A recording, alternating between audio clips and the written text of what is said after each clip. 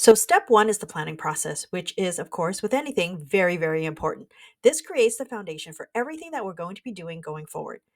I've included here a quick 6 week overview of what a fast track to a home selling success calendar might look like. Now, obviously, you can expand this or contract it as you need to. Sometimes we need to prepare a property to sell very, very quickly. I wouldn't recommend that. The more time you allow yourself to prepare your property, the better the results you're going to get. I know sometimes there are circumstances that dictate otherwise, but as much as possible, allow yourself the time that you need to get things done. If you have more time, that's even better. It's less stressful, it's less hectic, and you won't be scrambling as much. So, as much as possible, allow yourself a few weeks, maybe 2 months, 3 months. That would be ideal. If you know you're going to be selling sometime in the future, I highly recommend that you make your repairs and your upgrades early on so that you can enjoy those upgrades before you turn it over to a new homeowner. I know a lot of times people feel really gypped by this process and complain that they're doing this for someone else. But the reality is, you're doing it for you because that's how you're going to be able to get the best price possible for your property. Yes, the new homeowner will benefit, but you will too. So just remember that. That's why if you can make those updates sooner, you're going to feel a lot less resentful. Now we're going to start here with the home selling project planning worksheet. This is to give you a quick inventory of where you are with your particular house, with your household, and all of the questions that are here will help you understand what it is that you're working with.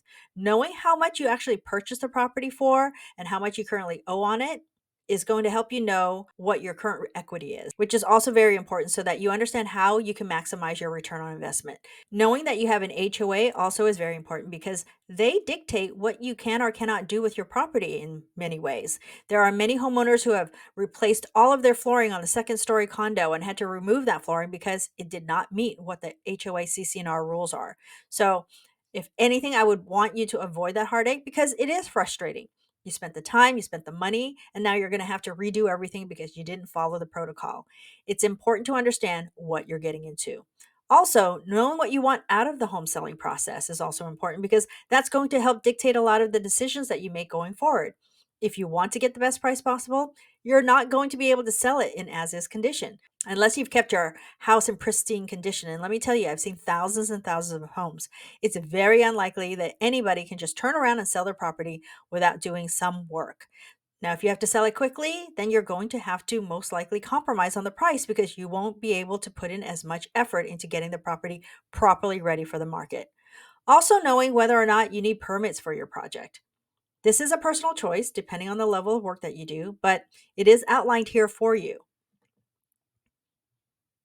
You're going to get started with the pre-selling home assessment worksheet. This is something that I put together because when I do consultations with my clients, I walk through their property with them room by room, inside and out, and I outline everything that needs to be done to get it ready for the market.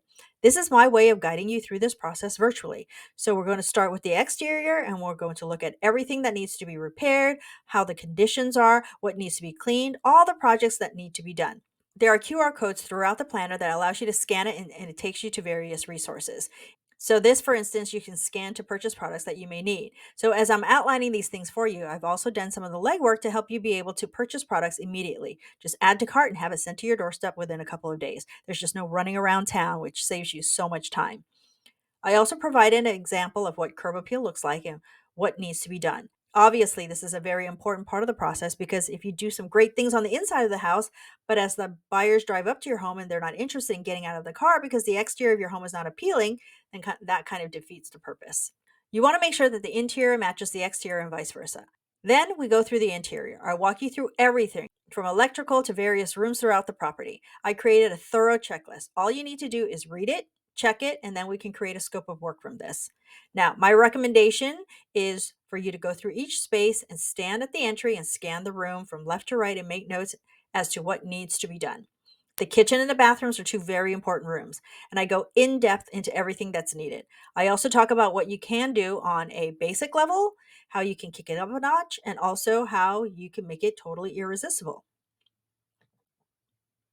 I include an example of a kitchen and a bath that we've done, and I go through all the specs for your appliances to make it super easy for you.